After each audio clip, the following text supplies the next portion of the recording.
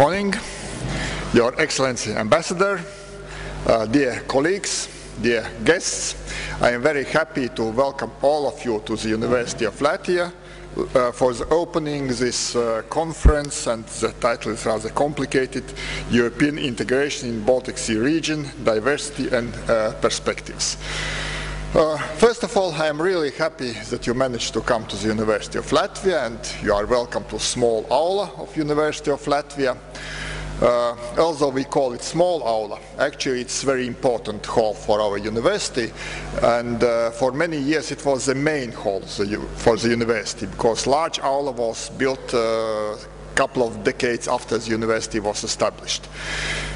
When I am saying that this is a very important place for the university, it's because the university itself was established in this hall. Currently we are 92 years old, and maybe for our guests I can give a very brief introduction to our university. As I said, it's 92 years old. It seems like not a very old university for European scale, but honestly speaking it cannot be older than that, because university was established just a couple of months after country was established. It was established as a national higher education institution and the national research institution, and our founding fathers gave this slogan to us, and you can see it written behind me, Scientia et Patria, for fatherland and for science. Currently we have around 20,000 students. Again, it sounds like not very large university for European scale, but if I am willing to impress my guests, I am usually telling, look, 1% of current population of Latvia are students of this university, and that's true. Probably it tells something about country in general, because country is not very large. Our population is around 2 million, but it's true that currently 1% of our population are students of this university. We are the only one classical type university in Latvia. We are covering almost all subject areas, except we have very little of engineering, because we have Riga Technical University, which are mainly dealing with engineering, and it was separated actually from this university in 1958. Before that it was one large university. Our research capacity can be characterized by a number of publications in Science Citation Index journals. You know, it's very complicated to measure output of research, but one of the ways how to do that, especially useful for science, is a number of publications in Science Citation Index journals. And if we are counting these publications, then again, more than 50% of all publications coming from Latvia are coming from this university. So we are the major research university in the region. Also the number of PhD students. We are having more than 50% of all PhD students or all PhD degrees granted in Latvia coming from this particular university. This is what university is for the moment. Again, I am very happy that this conference is organized at our university and organized by people from our university. I think the topic which you are discussing is really important. It is interdisciplinary, and we are speaking about development of this region. It's, I would say, even burning issue, because we are always trying to compare Baltic states to try to understand which one is developing faster, which maybe is not developing so fast, and to understand what are the reasons. Recently we had presentation of human development report prepared by Estonian colleagues with participation of our university, which was very good comparison of Baltic state region countries, how they are developing and what are the problems in this region. And I think that your conference, as a part of this general research what's happening in our region, is really important. And as I said, if you are looking on these issues from very different perspectives, from economics, from law, from social aspects, this is important, because only in this way we can have the general overview and understanding what's happening in our region. So I wish very interesting discussions and very interesting talks during the formal part of your conference. I'm sure that you will have also very many interesting informal interactions, and you know that in this type of conferences sometimes this informal part is even more important than the formal one, because during these informal interactions sometimes new contacts are established, hopefully new research projects will be started from these informal discussions. And also I of course wish you pleasant general stay in Riga. I hope that you will have at least a little bit of time to explore our beautiful city, and you never know in Baltics what will be the weather, but it seems that you are lucky and we will have a very pleasant autumn outside the university building. So welcome to the university.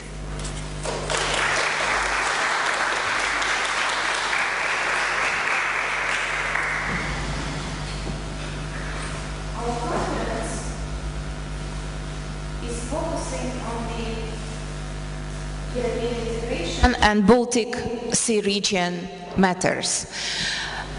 With great pleasure, I would like to pass the floor to a person who always provided support to us, and we very much hope will provide support to us, head of the European Commission representation in Latvia, Professor Ina Steinbuka, former director of Eurostat. Thank you. Excellencies, Rector, dear colleagues, it's my great pleasure to be with you today, and I'm honored to be offered to make these opening notes. EU prides itself of being united in diversity. It unites countries with very different cultural and social models. This diversity is also apparent in the Baltic states, in the Baltic Sea region, both in terms of history, culture, and socio-economic development.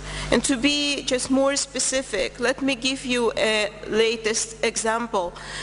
Before the global economic crisis, Estonia demonstrated a success story, having accumulated budget surplus and having entered into crisis well prepared. Contrary to Estonia, Latvia was perhaps not as good prepared to the crisis, having overheated economy. However, the Latvian government demonstrated another story of success, having led decisively Latvia out of this crisis, and for the time being Latvia demonstrates a success story how to prevent crisis in a very difficult circumstances, and the ranking of Latvia in the European Commission is really high. Now back to the topic of today's conference. Later today we will witness the opening of a Center of Academic Excellence, first Jean Monnet Center in Latvia at the University of Latvia. And I must say I feel very much personally involved, because the idea of launching, of setting up the Center of European Integration and Transition Economies was born in our mind, I mean Professor Muravska and myself, at the eve of the century. But this was still unborn baby. The baby was born in 2001, I think, and I was privileged to not only observe the developing and the first steps of this baby, I was really involved as the first director of the center. And today I really wish to congratulate Professor Muravska, because the progress since in these 10 years is enormous. And I'm very proud that in Latvia we are witnessing of another baby born, but a baby at a totally different level. Paradoxically, our baby is named after a man who left school school at 16 to become a cognac salesman, Jean Monnet. He went on to become one of the founding fathers of the European Union. However, at second thought, this may be not quite paradoxical as it may appear from the first glance. Cognac is a great bridge builder, and the European Union is about building bridging gaps. It was started by Monnet and others as an exercise of bringing together former enemies and has continued along this road. 2004 enlargement was another huge bridge built across the former divide imposed on Europe by the Cold War. It crowned an ambitious drive towards European integration by Central and Eastern European countries, which started with 1989-91 events. And it brought about a new macro-region, the Baltic Sea region. Since the fall of the Iron Curtain, diverse regional cooperation forums around the Baltic Sea have blossomed, including Council of Baltic Sea States and many, many others. In 2009, the European Commission, upon the initiative of the European Parliament and Member States, launched the EU strategy for Baltic Sea region. Today, the strategy serves as a practical and efficient planning tool and helps to channel resources for the achievement of common goals in competitiveness, environment, and energy. But most of all, it helps to build bridges between people around the Baltic Sea. As Jean Monnet famously said, "We are not building an alliance of states, we are uniting peoples." Education and knowledge is an extremely powerful tool for building and protecting bridges. The multidisciplinary approach followed at the University of Latvia, Doctorate School and Center of Excellence also implies building bridges, this time between academic disciplines.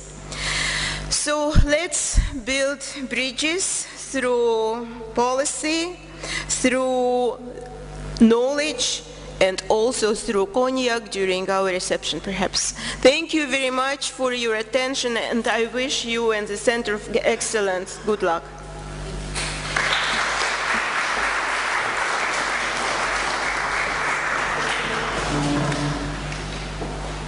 Thank you very much, and we really hope for fruitful cooperation in the future. We would like to thank you for being with us and for being with us all the previous years. Thank you.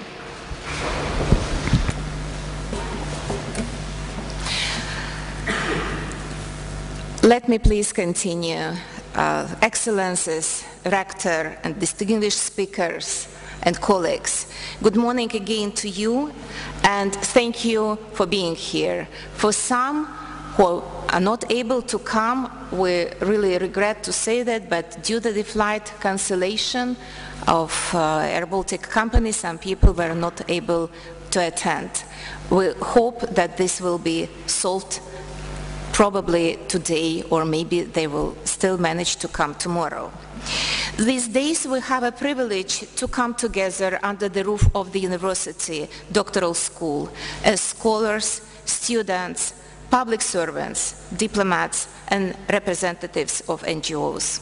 We come together under the rubric of European integration and Baltic Sea region, diversity and perspective. We come together to discuss fundamental and current issues in European integration and in the Baltic Sea region. The scope of our diversity, different places of origin, different research and life experience will enrich what we are able to share and we're able to take away. We come together to pool our knowledge and experience, increase theoretical understanding, and benefit from sharing best practices, receiving information on innovative new developments. We come together, but our roots might be very diverse. Diversity is the core of the European Union as well. So I'm continuing the thought of the previous speaker about the building bridges in the European Union. But we also have a lot in common. And let me stress this. In common for us is the role of research that is growing at all national universities.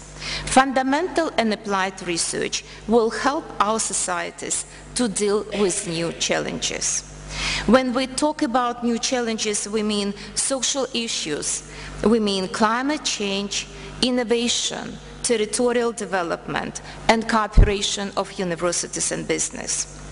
Today, the challenges facing the global financial and economic systems are on everybody's lips. They have proved that financial markets don't operate in an ivory tower. Specially responsible markets and social responsible markets, economies characterized by clear rules and ethical commitment are the best way to preserve confidence in the market and the market in the world. Our task at this conference are threefold. First, we will work to understand the different architecture of policies and institutions which map up the environment in the EU and Baltic Sea region. New partners are emerging, values are changing, and societies are becoming increasingly multicultural. We will also work during these 2 days to explore the legal fundamentals and social reality, regional diversity, the mobility of the labor force, labor migration, demographic structures, the lack of efficient lifelong learning, culture and historical developments. Are we able to create environments that are capable for using the best opportunities offered by globalization? This and other questions will be asked during the conference. Second, we will share information on different dimensions and aspects of integration and factors of even disintegration. Third, we will try to synthesize the information available to produce some general views on what could be shared among us. To gain better view on own backyard, it can be helpful to step outside the traditional frameworks, to climb up and to look from the border perspective. So not to exclude other issues, the future sessions for presentation will not speak to the main areas. In Jean Monnet Center of Excellence Roundtable with the title European Union External Relations with focus on the Eastern Partnership and Russia with support of the European Commission and the University of Latvia. The Canada-Latvia Roundtable, Latvia and Canada Socioeconomic Dimensions within the European context, supported by the University and the Canadian Embassy to Estonia, Latvia and Lithuania, as well as Roundtable Debate University Business Partnership through the Triple Helix approach, supported by the German University Office in Latvia. Quite frankly, it's a relief that this conference is happening. We spent a year working on this, and now we look forward to see what can be produced. The actualization of this conference are participants, the people who are present, the people who are engaged in the dialogues, discussions and debates, and the people who will be asking questions are the heart of this activity. That is our purpose, to involve people to discuss. Our purpose is to engage in real interaction in a comparative framework. The Conference Program Committee was aware that the conference will help in assessing the problems and perspectives in European integration in the global context and provide recommendations to practitioners and policymakers. We consider of high importance involvement of doctoral students and young people in discussions of vital importance for all of us. Therefore, on behalf of the Program Committee, I would like to thank the university authorities for supporting our supporting partners for support of this conference, on letting this conference to be materialized. I wish success to all of us. Thank you.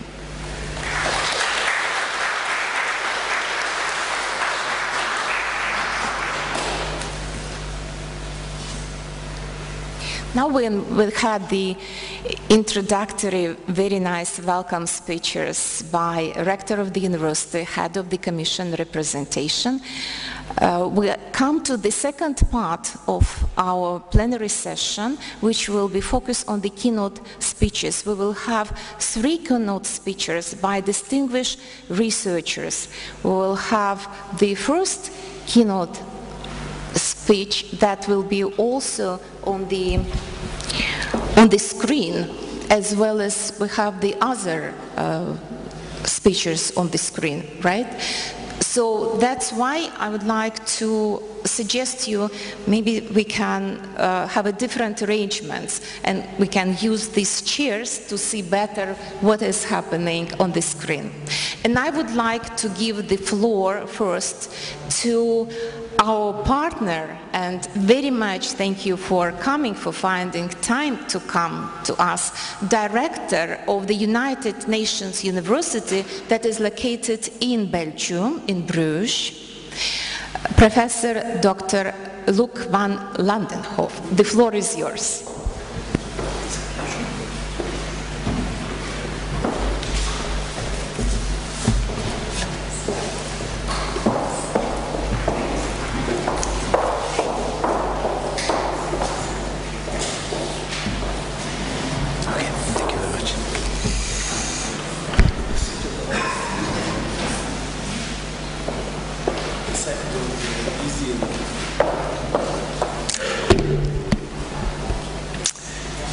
Your Excellencies, dear colleagues, welcome on my behalf also. And before anything else, I would like to say one thing, that is that I would like to congratulate the university with the inauguration of the Jean Monnet Center.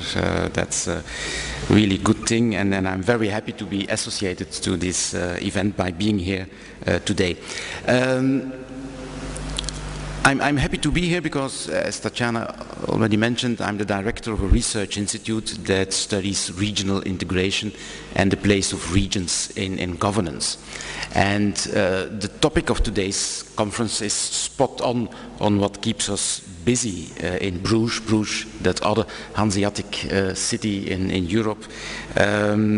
Basically, the interesting thing about this conference is that it links 2 types of regions. We are speaking of Europe as a region, European integration, and the Baltic Sea region. And that immediately triggers a number of interesting questions, such as how does Baltic Sea regional integration and EU regional integration relate to each other? And behind that question is another problematic, that is, what kind of relation is there between Europe as a region and the Baltic Sea as a region, and how does these types of regions interfere with states? So what I would like to do today is share a couple of thoughts on these issues with you as a kind of very general opener of this conference. But first of all, if you don't mind, we will go now for a commercial break.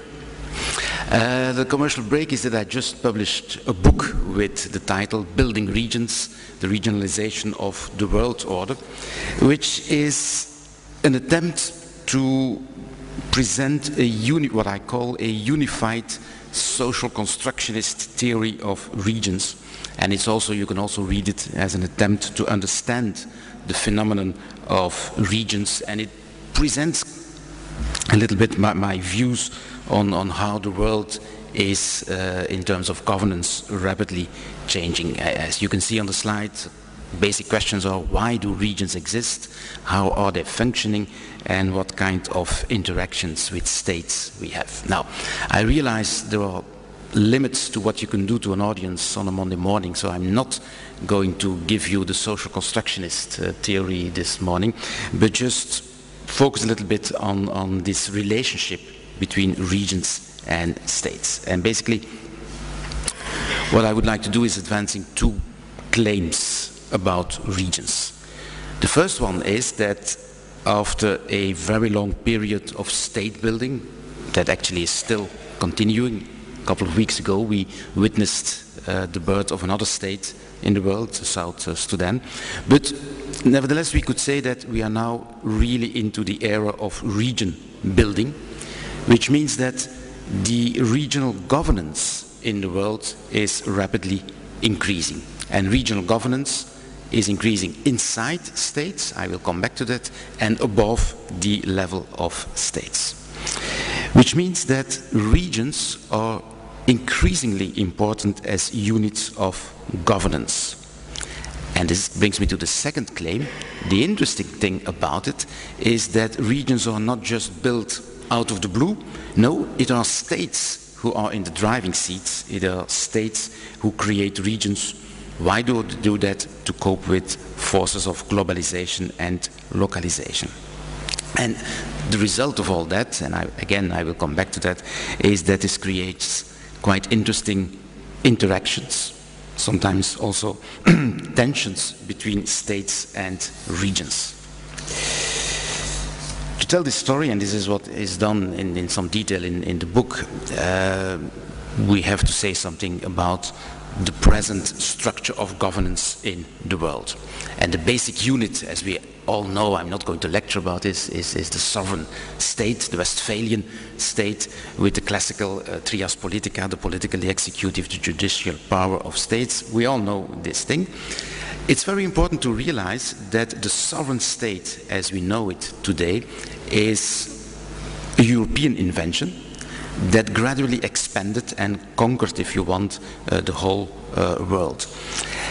This is important because states are today crucial, if not central, for the functioning of the world order. It's a major provider of identity to people. The whole field of international relations is largely built upon relations between states. It is linked to political ideas. You will have noticed that until now I speak of states and not of nation states, because nation states is a kind of blending between the issue of governance on the one hand and on the other hand the political idea of having a unit, a geographical unit that makes some sense. There are many ways to talk about states, and I will just give you one, because I think this is an important way to look at states if you're interested at the end of the day in regions. First of all, as we all know, every single state is a territory with borders. And within that borders you have a governance structure. And one way, there are other ways, but one way to present this is to say that there are three main issues linked to being a state. The first is that in principle every state is a single homogeneous economic space, which means that you can have a kind of free trade area within a state. If you live in one part of the state and you want to trade your goods with another part of the state, you can do that. There are no internal boundaries or limitations. And in principle, every state also has its own national economic policy. Next to that, states are also providers of public goods. And again, you can think of that as an homogeneous, at least in principle, space. You have one national health system in a state, you have one educational system, etc. You have one focus on security issues, which is a very important aspect of the public goods. And then the third issue is that the actor has a kind of double sovereignty. It has an internal sovereignty vis-à-vis its citizens. It has the power to raise taxes and things like that.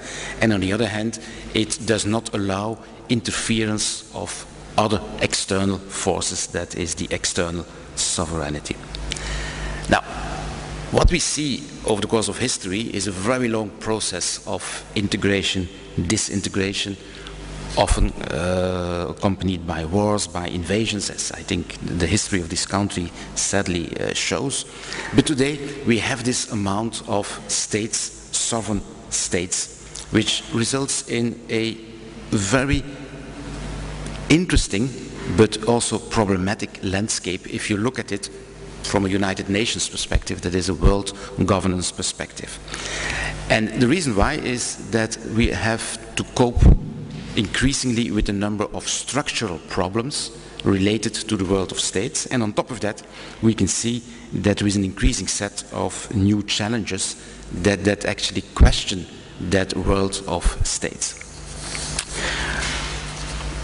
Just to give you one example, one of the main problems from a UN perspective with states is the difference in size. I'm not sure if you can read it good, but there you see a map of China and of the Chinese provinces. But the names are not the names of the provinces, they are the names of sovereign states that have a GDP that is more or less equivalent with that province. So you can see there Malaysia, Switzerland, Austria, Ireland, Indonesia, etc. In terms of GDP, all part of China. This shows you the big problem of states, that we have very small states on the one hand, Baltic states, Belgium, my own country, Luxembourg, if you want to go smaller, and on the other hand you have these mega states.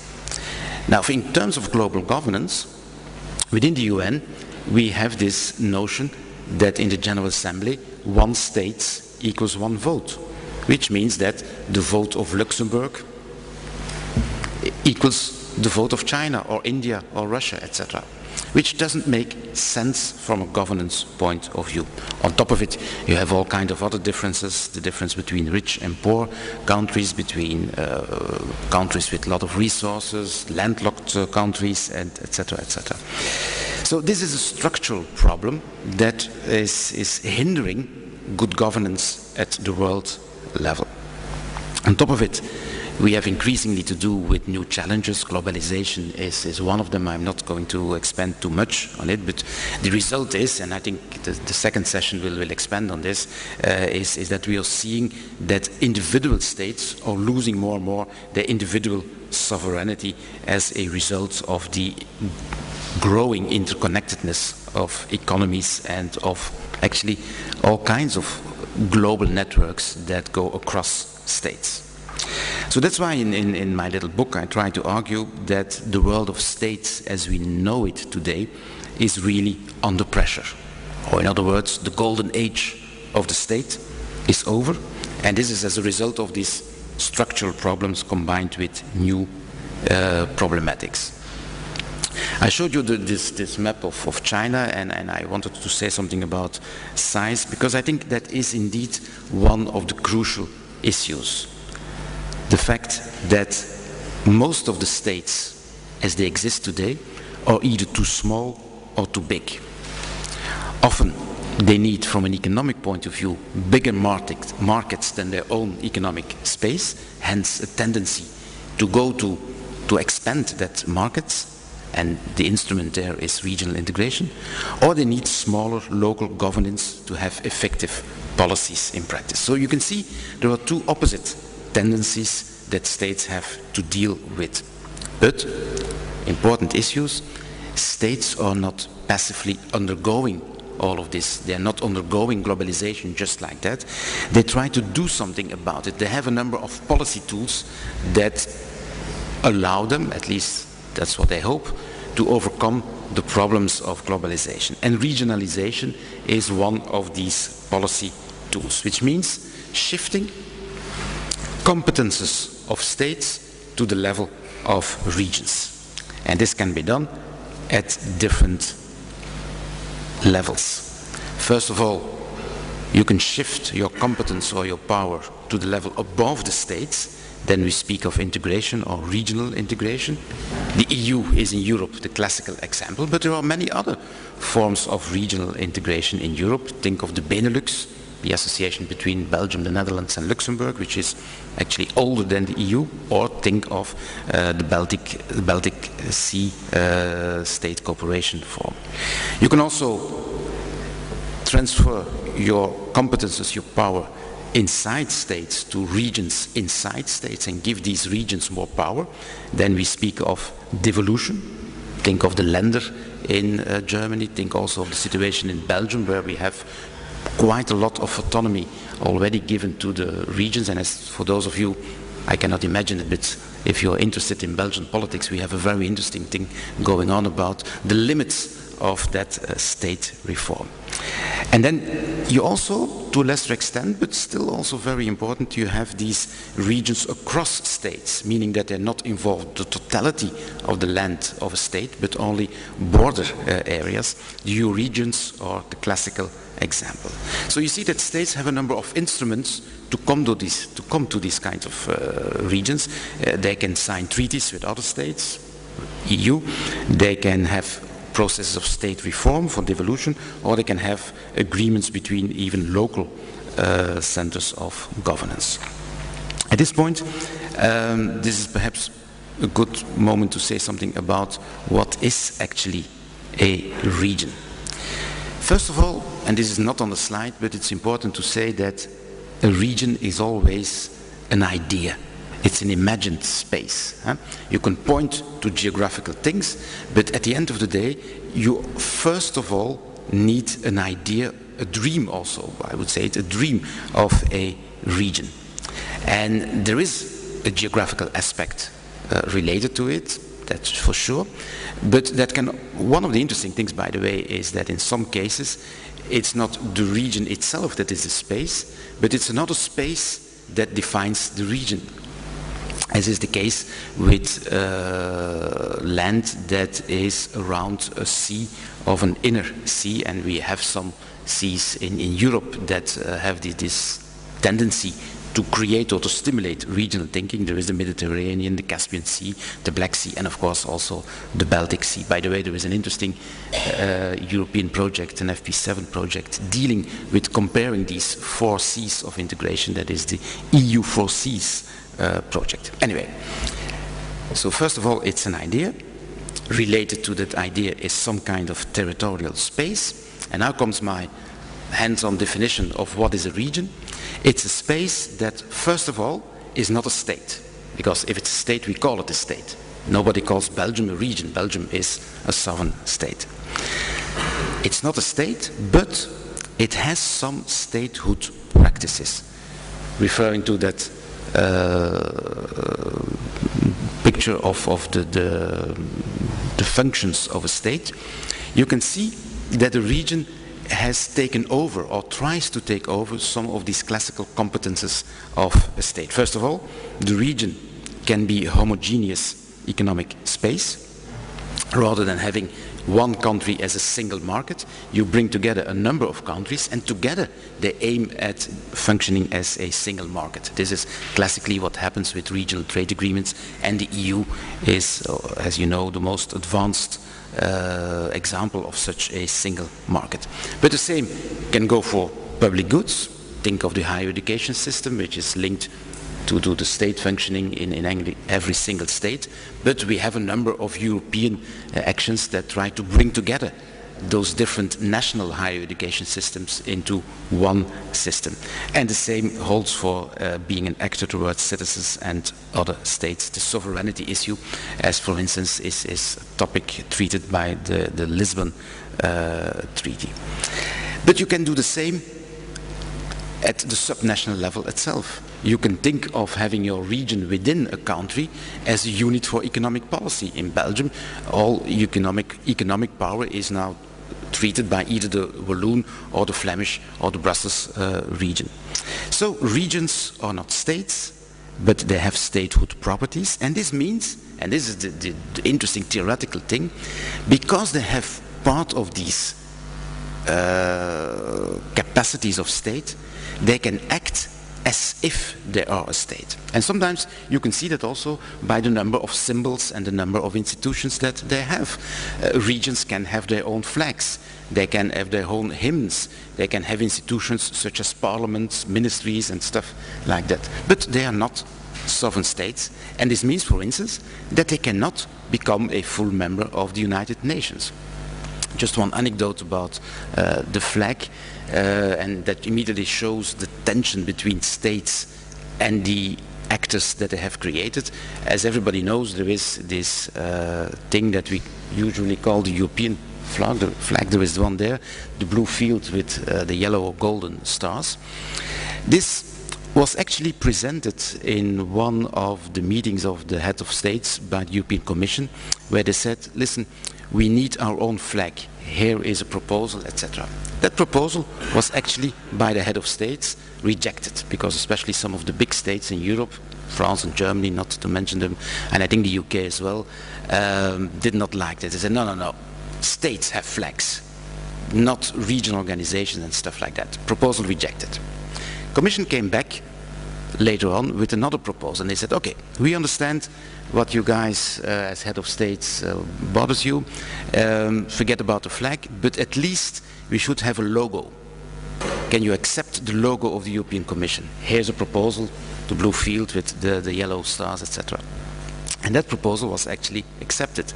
And then, and I think this is the genius of the people within the European Commission, there was one guy or a lady, I don't know, who said, now let's print the logo on textile.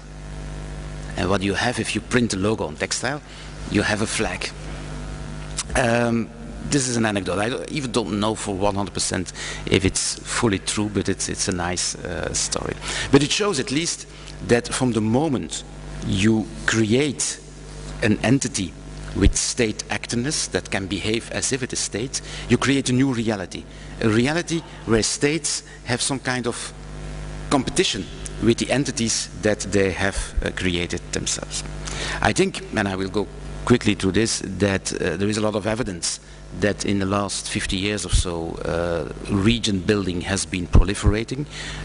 You can see this, for instance, one indicator is the number of regional trade agreements notified, not modified, to WTO. There is a recent study by Marx and Hoge that showed that in quite a lot of OECD states there has been really very foregoing devolution, so the number of subnational regions is also increasing. And this, and I'm about to end with this, this creates a lot of implications for governance, especially for global governance. Again, I'm looking at this from a UN perspective. Basically, we are now fully into the era of what we call multi-level governance, which means that you should not think anymore in governance in terms of two levels, the state and the global international organizations, but you have quite a lot of intermediate levels. You have the global level, yes, you have the level of what we call the world regions, such as Europe, but again, even that is not homogeneous. You can think of Europe as consisted out of the members of the European Council, or you can think of Europe as a smaller unit that is the members of the European Union, or you can focus on some of what then is sometimes called macro regions within Europe, as the Baltic Sea region, as the Benelux and others.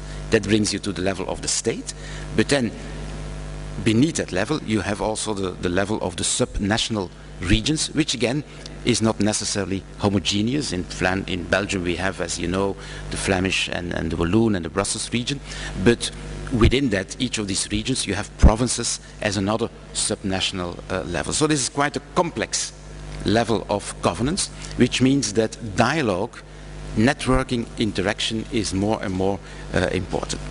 And this brings me to a second concept, that of multilateralism 2.0. The claim in my book is that the UN needs to adapt to this new situation, and you can no longer claim that you're into world governance. If you're dealing only with states, you have to make room for regions, which is gradually happening. A couple of weeks ago, actually, the EU obtained speaking rights at the General Assembly of the UN, which is quite spectacular in a way, because the EU is not a state, but it has speaking rights in a club of states. We can see all kinds of subnational regions being more and more active within the UN as well. So again, this creates opportunities, but also some kind of tensions. We are living in a complex reality. And one of the ideas is, how can we understand this reality? And if you're not able to work with indicators or complex models, you can always try to bring in some metaphors. And I would like to end by referring to, first of all, what I call the Frankenstein metaphor. We all know the Frankenstein story. It was Dr. Frankenstein who created out of dead materials something, not a human being, but he called it a monster, but an entity that looked very much as if it was a human being, that had some will, some intention of its own, and then started to behave as if it was a human being. And we know the story, what it then at some point did, it attacked its own creator. I'm not claiming here that we should compare regions to monsters, far off, but what I'm claiming is that there is a kind of parallel to see, and the parallel is that states are the ones who create regions. Regions then start to have their own life, and at some point this creates tensions between regions and the states that have created the regions. You can see that at a subnational level. The Belgium recent history is full of examples. You can also see it between conflicts between member states and the European Union or the European Commission. Which brings me to a second metaphor, the Pygmalion story. We still tend to think in terms of subsidiarity as the main guiding principle of the relationship between these different levels of governance, meaning you should do at the lowest possible level what you can do at that level, and this gives a kind of division of labor. But I think in most policy issues it doesn't make sense to have this kind of division of labor, because if you want to deal with, for instance, climate change, you have to take global actions and you have to take very local level actions as well. So it's a mixture of things. So it's not about subsidiarity. I think it's about something else. And some authors have called this the mutuality principle, which means that every single level of governance should try to act in such a way that it increases the efficiency of the other levels. So you can say the Baltic Sea region could think of what can we do to make the EU level more effective. The EU can think or can ask themselves, what can we do to make the Baltic Sea region a more effective level of governance? What can we do together to make the UN a more effective level of governance? And you can go on like that. So basically what I'm saying is that we are indeed moving from a world of states to a world of states and regions, and what we will need is all kinds of new thinking to adapt to that reality. And this is again why I'm so happy to be here today, because the topic of this conference is spot on. It's about the relationship between European integration and macro-regional integration, if you want, at a level below that of the EU. I will stop here. Thank you very much for attention, and have a good conference furthermore. Thank you.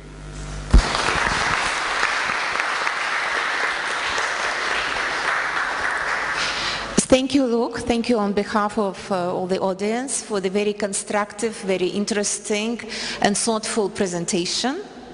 Thank you. And I would suggest that questions will come after all the presentations. It's all right? Unless there is something very urgent that you would like to ask the speaker. Okay. If not, then let's give me a floor to our friend, to a colleague from the university with which we have very good relations, one of the most important universities in Italy, Tor Vergata University, Professor Giorgio De Menis, that is very famous for lecturing in all around the world, and I hope you can also put some touch on issues that were in the previous speeches, and obviously to our conference. Thank you very much, and the floor is yours. Good morning, and thank you, Tatiana, for this invitation here. And as you know, I just arrived from Beijing after 1 month of China, so I'm still a little bit with jet lag, but I'm a very dynamic person, so I will face the challenge of the jet lag. Because I'm telling you something that is not such so comfortable. And then I have to tell you very bitter things now. And I start from the assumption that whenever we did the Balkan War 12, 14 years ago, we promised that the regional approach should have become, together with a global governance role for Europe, the two pillars of a strategy lifting Europe from marginality or from confusion to a strategy. Well, in 13 years, the regional approach has been forgotten in the Northern European dimension, because reading all the parliamentary meetings of the last 12 months, reading all the papers that are very much flourishing in journal reviews and debates, I must tell you that not many steps ahead has been done. Secondly, the Mediterranean has been moved only because Obama decided to move, because Europe was not ready to move. So the move was to clear out all the government from Morocco to Syria, one by one, kicking out the allies as well. And you know, kicking out the allies means we are facing a time of change. To be allies, don't guarantee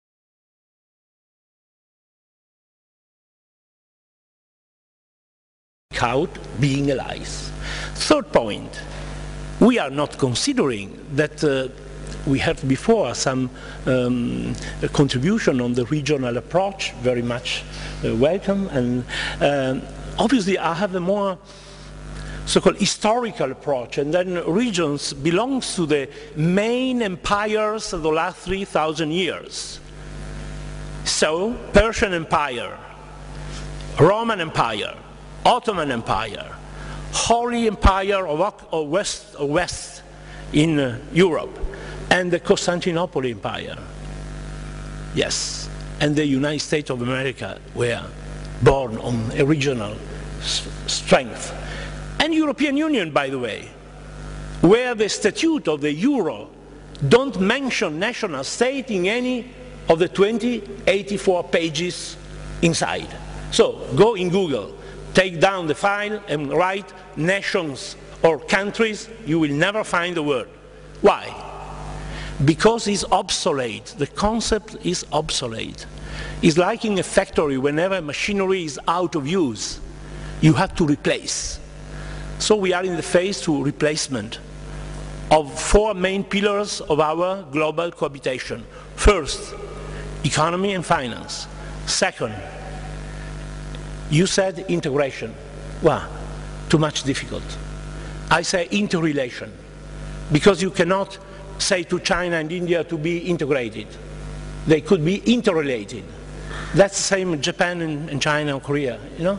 And then in Europe, we could say to Russia, you must be interrelated with us, but not integrated. They are too much millenaristic. We are too much dynamic, too much changing, too much reforming. By chance, we are very close to Russia, and I have to dedicate 2 words. I was in Moscow last year at the Higher School of Economics, and there was the General Assembly of the politologists, because, you know, I'm don't worry, a two-leg scholar. I'm teaching the School of Economics and the School of International Relations, so I have a dual core inside here and here. So I said to them, you know, in the last 150 years, you promised 7 times to modernize, and you never did it. Because the Tsar, because Lenin, because Stalin, because Khrushchev, because Gorbachev, because Yeltsin, and now Putin and Medvedev. Medvedev was there. So you didn't do anything. So what? With Europe you cannot manage, you know, because or you change or no Europe. Don't stay there to believe Europe is against you. You are against Europe in this case. So the problem is, what about Russia in the future? For Europe is a question mark. because we did so much, we are doing so much, and we have to continue to do so much for them, but they are only importing goods against oil and gas. So they are like Arabia, Saudi Arabia, Kazakhstan.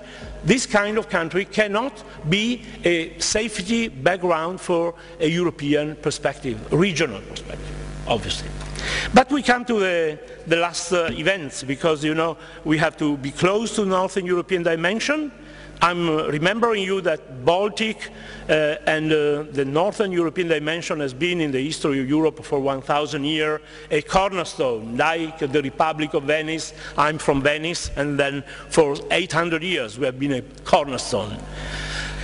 Then we had the craziness of Napoleon Bonaparte, and I remind to you to read, if you have time during Christmas time, a famous small book of Fichte, the philosopher. The last lectures of him in 1804 in the Jena University. So this booklet has a title, The Mission of the Intellectual. So means us, our mission. He said that our mission is to accompany the change, not to resist to the change.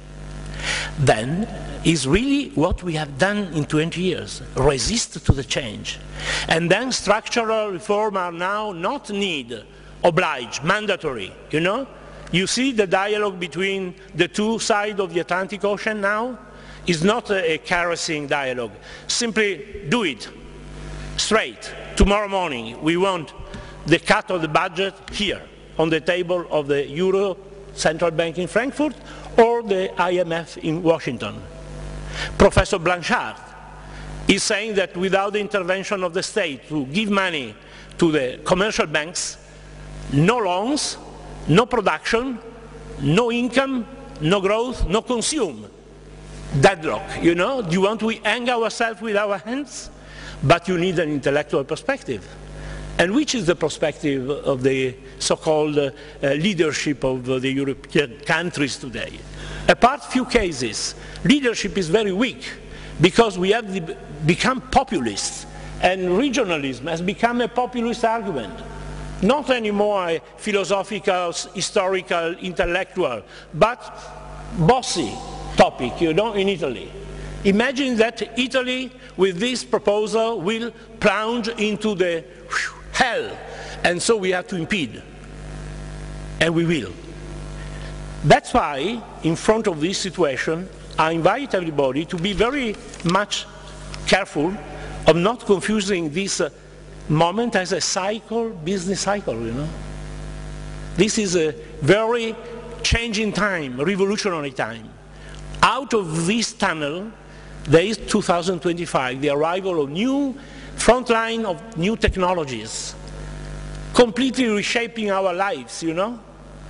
Your lives, our lives, with arranging that I can summarize here, if I'm lucky to find my files. Oh yes, you put it here, but I need the key here. Where is this key? Could you let me? Yes. No, no, all the files. I have to read the key. Could you please?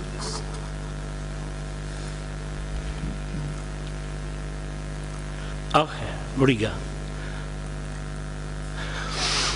Yes, now I want to show you which are the reasons of my concern, because there are persons around the world that believe that this is a cycle, and this is not a cycle, you know, at all, at all, at all.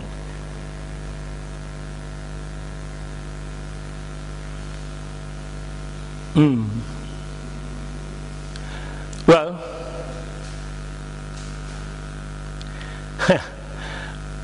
I will tell you by words because I don't see here. There are two prominent experts that, yes, I cannot. Anyway, that has announced in a very good book why the future change in technologies will affect so much our future. Because the next change will introduce a kind of it's cutting here the screen, I don't know why, but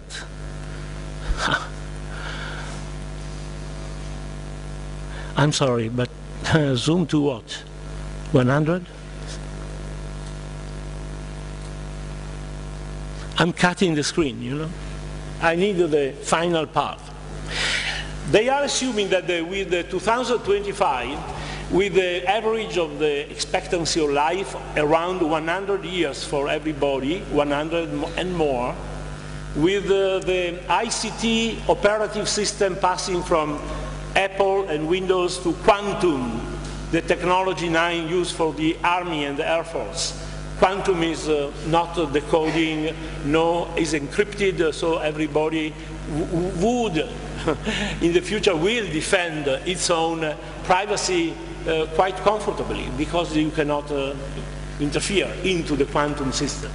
Thirdly, biological changes in the structure of the human being. Imagine the demographic aspect. Imagine what is happening with environmental issues enlarged to a global world, where Latin America will not be anymore a waste, a kind of junk region where to bring the waste from a developed country. No.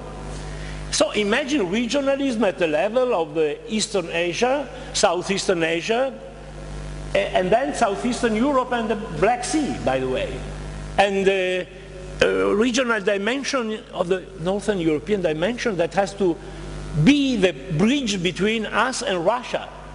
Then I say, why not to convince Russia to make of Kaliningrad a first autonomous province associated to the European Union, just to make an exercise of credibility, just to get accustomed to the interconnection, interrelation.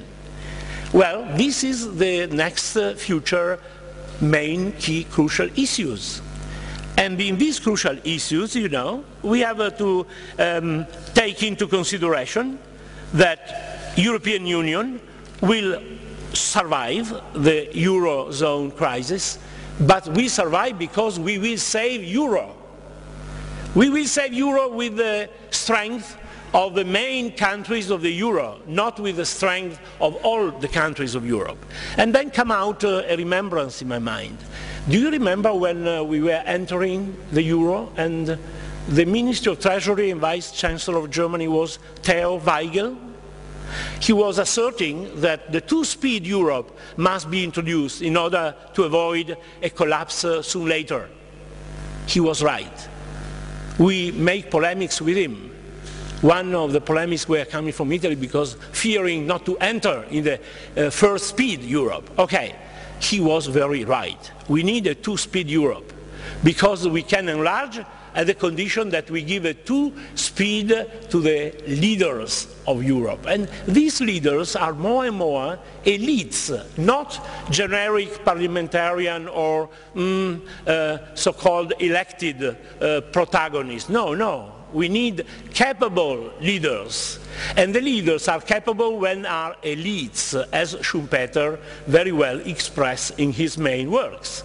And as all the contemporary economists now, after the crisis, are everybody saying they think as me. But 5 years ago saying the same thing, I was criticized very much, you know, because announcing the collapse of the financial system. Because cannot stay with the public budget, with the balance of payment and the so-called wars open in Iraq and Afghanistan without collapsing. So it was a kind of blasphemy. 2 weeks ago, one of the protagonists of the mistakes, Mr. Cheney, gave, former Vice President of the USA, gave an interview, anti-Obama interview to the Wall Street Journal, and do you know what he said? That he continued to think as it was thinking before, so what he did before, but so pity he's so old and cannot see the future, but for sure he is thinking as before, but he said the world is the world that has changed. Yes. The elites that are not capable to understand that the world is changing are not elites. So they are not capable to run neither the small countries or the big countries, the great power. So in this phase, the problem of the main power driving the world is a great topic. G20 is a kind of surrogate, a kind of second best, we say. United Nations has the Yalta syndrome. Yalta syndrome is that has been built up a system of global governance on the base of the 5 countries winning the war. Not accessible anymore for the future, as it is, at least. Better to keep them, keep them, United Nations, for the so-called soft power managing, the coverage, the kind of veil over the action of the main player. But where is the Security Council really guaranteeing governance and security? I'm sorry. We have seen these hours. We have the Palestinian case. And you know, I've seen the Turkey change from one position in a few years of I want to become European member, and now they are caressing to become again the Ottoman Empire. And in Turkmenistan, in China, China's government treats the Turkish with the gloves, you know, because they fear Turkish. They fear the power of Turkey. And in Europe, we don't perceive this. In Europe, we believe that they are punished not to be member of the Union. I believe that in this phase, if we offer them to enter, they will say, no, thank you. And they will keep their own power growing and growing and growing. So much growing now that is the main power in the Middle East. Then, this is the European mistakes. And now we have not to do again mistakes, no room for more mistakes starting from the Northern European dimension. Because you are the only one that could dialogue with St. Petersburg and Russia directly.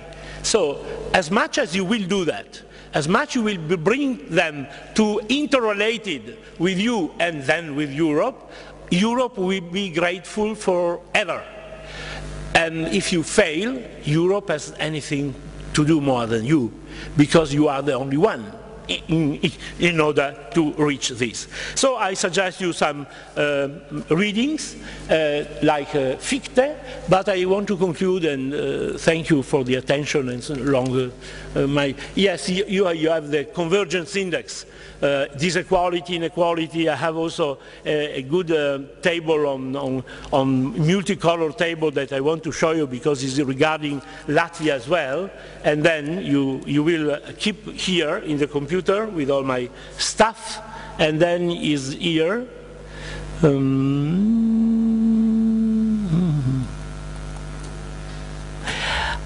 You see?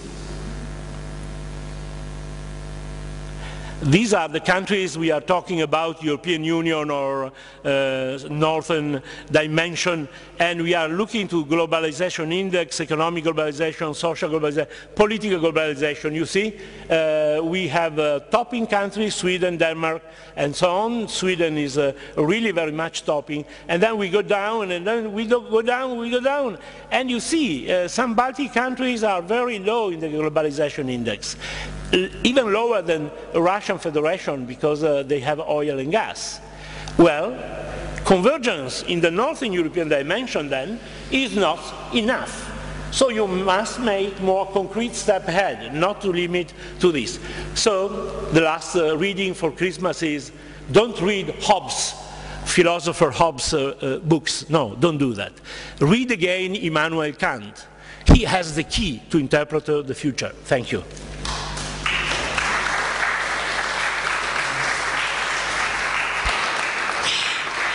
Thank you, Georgia, very much for sharing with us your concerns, and we very much hope for being in Northern Dimension and in North Europe to have support from the South, and we have harmonization in the future of the two dimensions, Southern and Northern.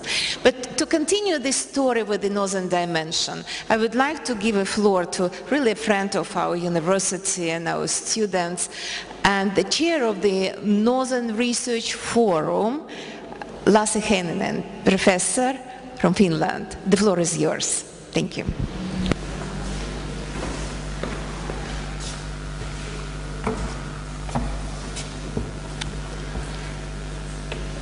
Thank you, Tatiana.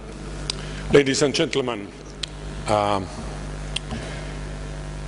it's my great pleasure to be here, so thank you for the organizers for inviting me here. It's always fascinating to have a lecture at this very room at the University of Latvia. I think that my presentation deals with the topic of the conference, maybe not directly so much when it comes to integration, that part of the theme, the topic, but more when it comes to diversity. And certainly what was mentioned already, what comes to regionalism and region building. So what I'm doing here today is draw up a more holistic picture on what is going on in the circular north, or maybe, if you wish, the northern hemisphere, and how the Baltic Sea region can be seen there.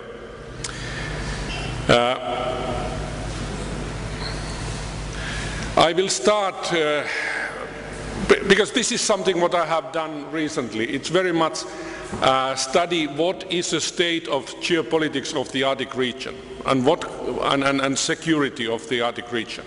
I was almost giving up this theme about 5 years ago, when it started to become so interesting and even hot. When cold is hot, this became some kind of slogan. And what is the post-Cold War Arctic? And this is I mean, here you have 3 ways to describe it. And the starting point is that the Arctic region has become a new region. And that is part of the story. I mean, do you like it or not? But that's my, earlier it was not, there was no, in a way, real understanding that it can be a region, or it can be called a region. But now there is. And that's why it started to make sense to draw up what are the main themes, trends of these post-Cold War northern geopolitics and international relations. So here you have 3 of those. And if you read those, the first 2 ones are dealing with the region. I mean, regional cooperation between non-state actors, and then region building by nation states. They are directly dealing with the region, and this was new about 15 years ago, even 10 years ago, but not that new anymore. And that's why the third theme is becoming more and more important, and that is the interrelationship between the region and the rest of the globe. And that's why we are dealing with that, and this is becoming more and more interesting, more and more relevant. And so there is this growing global interest toward the region. Well, we are talking about this kind of region. I mean, this is maybe a little bit different kind of map what you used to see. Because, I mean, this shows exactly what is the Arctic region. This is the right region. Well, yeah, the region is all about the Arctic Ocean and the subseas and 2 rimlands. But here you have, I mean, this is a geographical map, but you can understand why it is possible to call that there is diversity in unity there, or unity in diversity, if you wish, so that there are natural ways how different parts of this region are coming together, why they share same kind of things, why it makes sense to share these things, experiences, skills, knowledge, technologies, and so on, knowledge. Okay, so what if we think about the Arctic region today? I mean, it's a very peaceful region with high stability. And that high stability is based on intergovernmental and regional cooperation. I mean, there is so much discussion that there are conflicts, but no, there are no conflicts. I mean, if you are really looking thoroughly the situation, you will not find any conflicts. You find some environmental conflicts, but that's a special kind of term, but you do not have there 2 or more states. Well, there are some disputes on maritime borders. There are major challenges, absolutely. I mean, I'm dealing with air and water pollution, climate change and so on, globalization. But it's very stable because it's legally and politically divided by national borders. Well, and there are major military structures still there, particularly the nuclear weapon systems of Russia and the USA. You would be naive to deny this. They are there. You have not had any nuclear disarmament since the end of the Cold War. But, however, it's very stable, the region. State sovereignty is very important there. It's absolutely. I mean, the whole region building is by nation states or unified states. Well, this only describes that why you can call it as a sink of pollutants. Well, I mean, and that's why it's important to talk about, when you talk about the Arctic region, to talk about the northern hemisphere, because the many impacts coming from the lower latitudes of the northern hemisphere are there. Okay, so there is indeed a growing global interest toward the region and its rich natural resources, energy sources. So energy security is very much there, and it's global. I mean, part of globalization is the fact that energy security is first of all a global thing.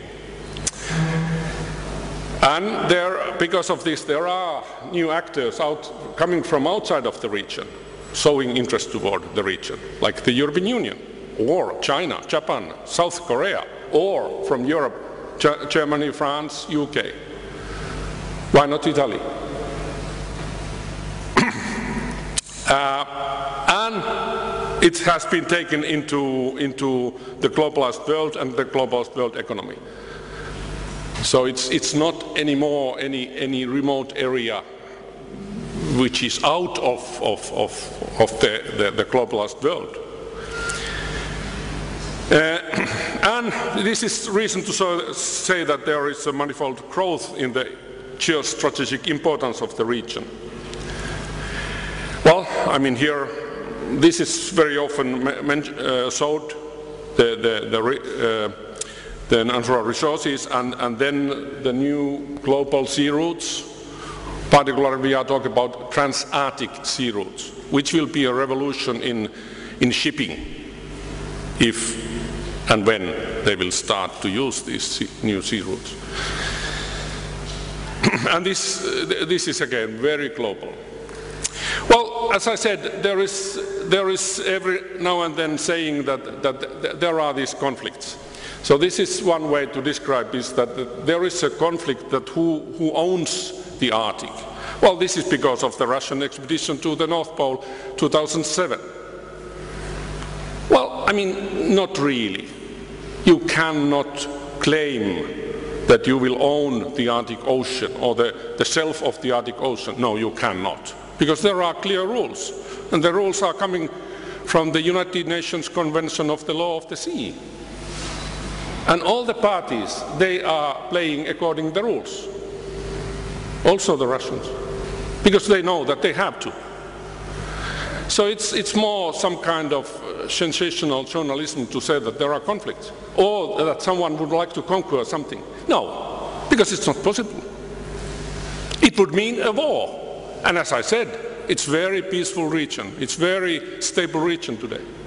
Because it's a win-win situation. All the parties know that they don't want to have a war. Because why? Because they can't do alone anything there. Because it's technically so demanding, economically so expensive, and environmentally so dangerous. There are big risks there. So now it's win-win situation. Well, of course we have to believe in that. If we are repeating and repeating and repeating, there are conflicts. Then maybe one day there will be conflicts. But it's nothing to say that there are conflicts now, because there are no conflicts today. If you are really going through according different theories of international relations and define what is a conflict, armed conflict, war. But okay, this is only showing that how big interest there is toward the region. Okay, let's go to the Baltic Sea region. I'm a little bit hesitating here, and that's why there is a question mark. Are these really the main themes, strengths of the post-Cold War Baltic geopolitics and international relations? I have not, well, there are a lot of research done on this, but I have not seen any real list of these kind of trends, but I can at least assume that these are among the most important ones. And as you can see, the first three ones are more, there are some similarities with the previous list. The fourth one, what about Russia? Well, this is, of course, this is a special case. And that dilemma, is Russia the other or a strategic partner? Is there a partnership or not? That has been a dilemma after the collapse of the Soviet Union, after the end of the Cold War. Well, I mean, I think that more and more Russia is a strategic partner, or even maybe more than that. It's a partner. And that is one reason to say that there is rather high political stability in the region. Okay, I took this map showing that indeed the Baltic Sea region is there when you talk about the Arctic region. And if you look, the distance is not far. I mean, the distance is not long, it's not so far away. And I mean, being here in Riga, maybe most of you feel that, well, it's far away there, the Arctic region. But I mean, if you look this map, or you take into consideration the map where you had this air and water pollution, well, not really. It's interrelated by many ways. So maybe this is one way to show that, yes, it would be good to know what is going on there and follow up what is happening there, because it might have some to deal with what is happening in the Baltic Sea region, or vice versa. Okay, so 21st century Baltic Sea region, well, peaceful region with high stability, based on wide intergovernmental and regional cooperation in many fields. Well, it's very much the same when I said the situation of the Arctic region. Legally and politically divided by national borders, internal waters. Well, there are major military structures by NATO, Russia. There are major challenges, but there are no conflicts. But asymmetric environmental conflicts, disagreements on energy security, but I don't see that they are conflicts between two or more states. But on the other hand, state sovereignty, national interests are very important there, and there is some kind of competition between that and integration and regionalism. What are we really ready to take that step toward deeper integration or deeper regionalism? We are hesitating. I would like to remind that well, we are coming from this world. I mean, this is a map showing the Cold War. This is a propaganda map, but nevertheless, it shows what was going on there, what was in our minds, that we were captured by the fact that you have this competition, military competition, and so on, between two superpowers. And I mean, here, it doesn't matter, was it the Arctic region or the Baltic Sea region, both were there. They were targets more than platforms, arenas for cooperation. It was frozen. Regional cooperation was frozen. It didn't make sense in a way to rise up these questions on regionalism or region building. And it was very global. It was first of all global. And it's funny that globalization came a bit later. Actually, the Cold War period was very global, by the way, because it was captured by two superpowers, ruling the whole globe, or more or less, or they thought that they can do. And, well, energy security is very much what was the same issue in northern seas and the Baltic Sea. I mean, who cares if you dump nuclear wastes into seas? Well, I mean, it became one of the first issues to come to start to do something.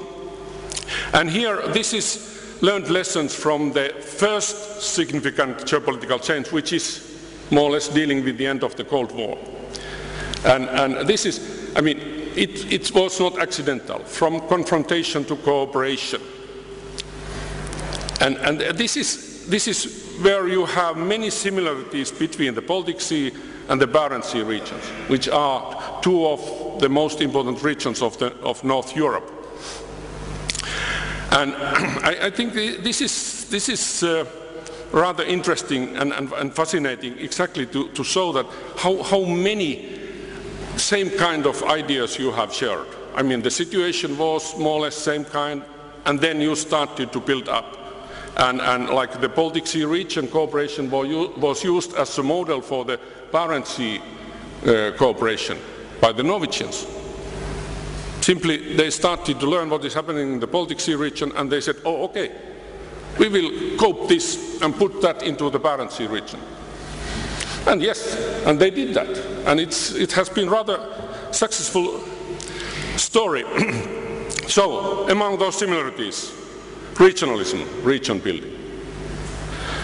And here, I very much appreciate what my colleague Luke one did today here, giving some theoretical background for this, because here you have had, I mean, in this part of the world, at least two very nice examples of modern region building by nation states, the Baltic Sea region and the Barents Sea region.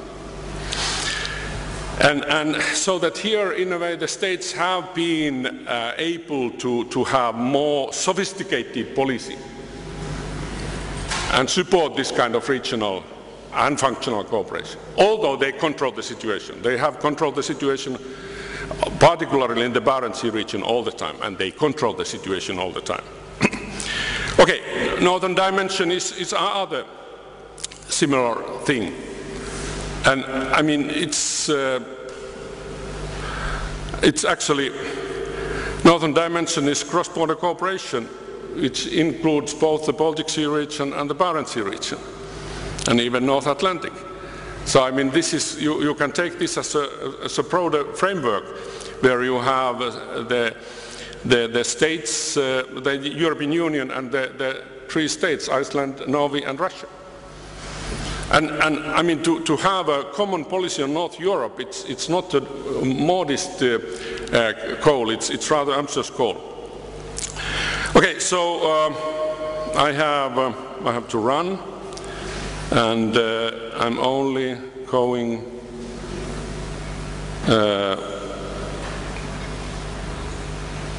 to the conclusion and showing first this map, and saying that globalization is maybe the biggest challenge what the Arctic region,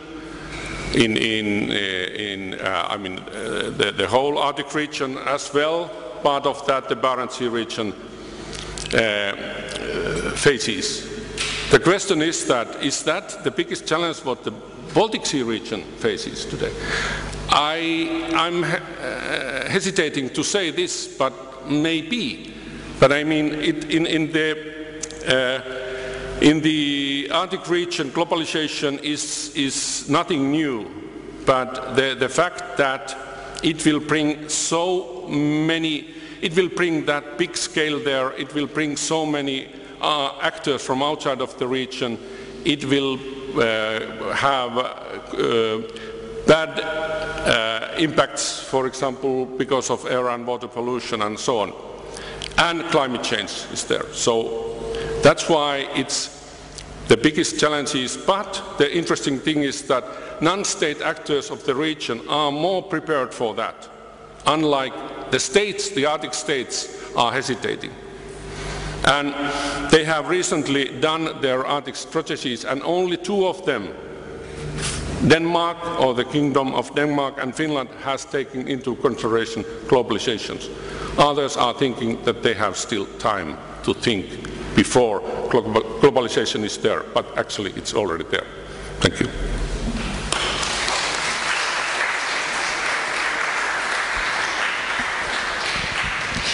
Thank you, Lassi, very much for a very updated presentation and enlightening us about the new developments in Arctic. Thank you. And now it is time for questions to all of our speakers. Yes, please.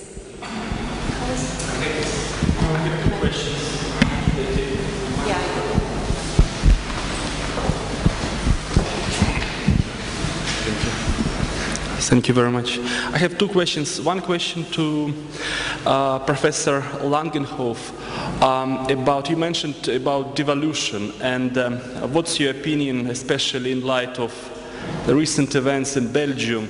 What are limits of devolution?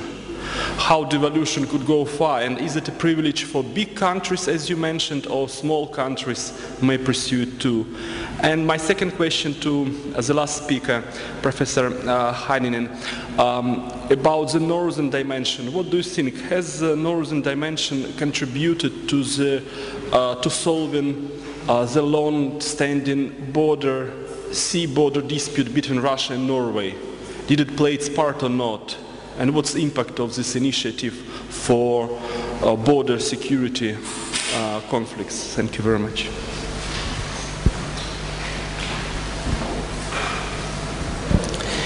Thank you very much. Belgium, my home country. How much time do you have? It's a very complex situation, but the thing is that in devolution you can see 2 different kinds of telos, of goals where to go. There is one pathway of devolution that goes to more autonomy and a more regionalized world, but there is always also a form of devolution that aims at building a new state. So then instead of region building, it becomes state building. What you clearly can see is that not only in Belgium, but also in other European countries, there is this tension between, let's say, nationalist forces that want to create a devolution that leads ultimately to the creation of new states, and a devolution that is regionally oriented. Now, for Belgium, I think the situation is that most of the political elite and definitely most of the citizens are on the way to regional devolution, not creating new states. However, there is one political party in Flanders that is pursuing this idea of creating a new state. From a governance point of view, I think we have to be very careful with that, because the more you have this proliferation of creating new states, always smaller and smaller states, the more complex governance becomes at the global or even the regional level. So this is in a nutshell the situation in Belgium. So for the time being, I would say that the rumors about the death of Belgium are grossly exaggerated.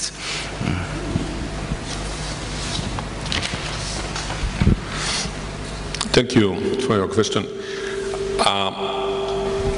The Norwegian-Russian dispute on the border of the shelf of the Barents Sea, I mean, the negotiations took place, I think, 34 years.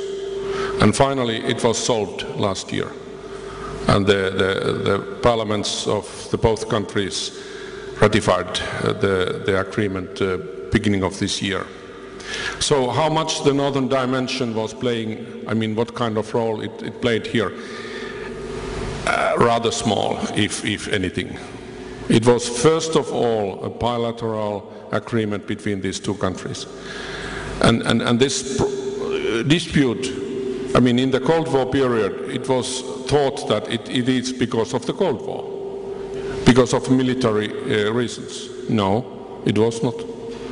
It was not easier to solve after the end of the Cold War. Actually, it was more difficult to solve, because we started to know, or they started to know, that there are rich energy resources in the shelf.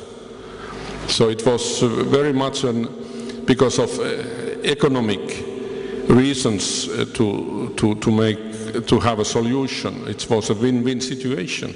But of course, the climate, what was there, what I mentioned, the region the regional cooperation and the region building, it was exactly needed that you could have that right kind of climate, that you were ready to have a solution. So by that way, yes, the northern dimension was there, but it was one of the means. There were many other means. The Norwegian High North Strategy 2006 is all about Russia. So Norway has been very clever actor here. Norway has invested a lot to have good relations with Russia. And this is one of the prizes, what they got because of one of the benefits. But what about the northern dimension in border security issues in general? I mean, yes, it is there in order to decrease political tension, increase stability. That is the benefit. And this is so much needed before states are ready to make agreements. But think about other border dispute, what you have in the Arctic region, between the USA and Canada on the Beaufort Sea. It's not going to be easy to solve. And these both countries, they belong to the same military bloc. So it's nothing to do with security policy per se. It's dealing with other issues. So that's why they are not so, they are rather complicated, these issues. But you need that stability, you need that confidence before. Thank you.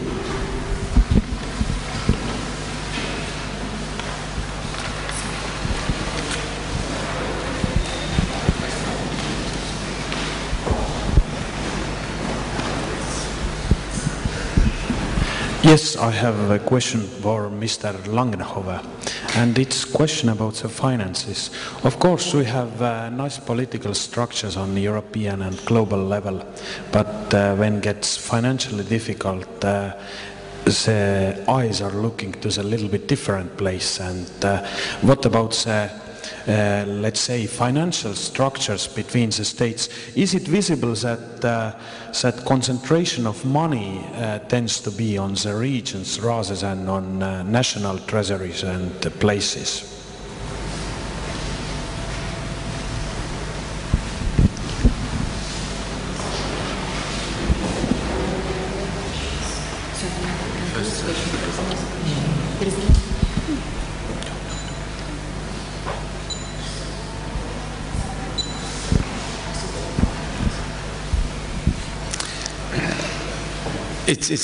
Thank you for your question. It's absolutely a core issue in building regions, where is the control of the financial resources for it.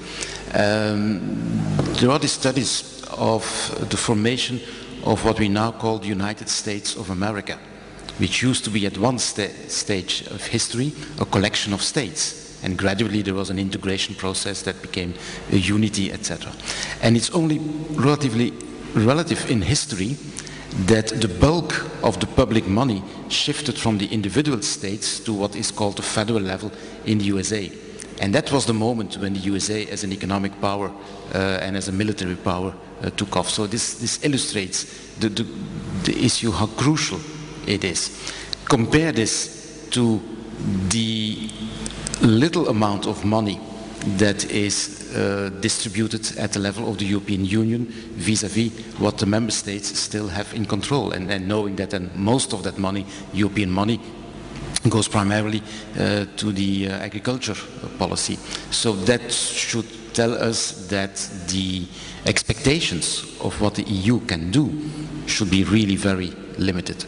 Meanwhile, we see the other tendency, for instance, in one of the big debates in Belgium nowadays, is exactly about the control of the financial resources being at the level of the subnational regions or the federal level. And there you can see clearly in Belgium a kind of weakening of the federal level vis-à-vis the subnational levels. So just to say that, yes, you're right in posing the question, it's crucial to understand the whole things, and it's what it's all about to get control. I mean, sovereignty is one thing as a political concept, but behind the sovereignty is of course control of taxes and of resources. But maybe, because I can see your face, you have more questions. We should discuss about this later on, if you don't agree. Yeah, okay, good.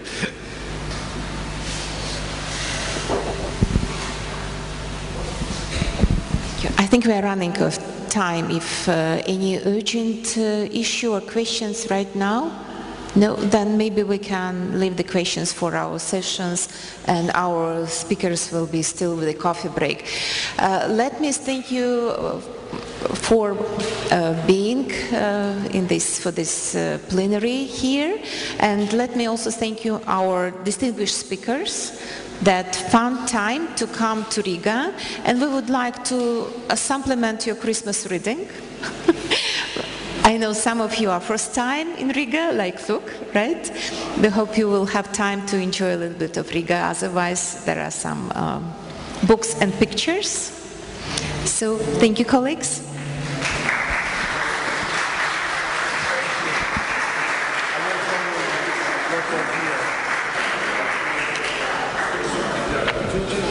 And some very short further information.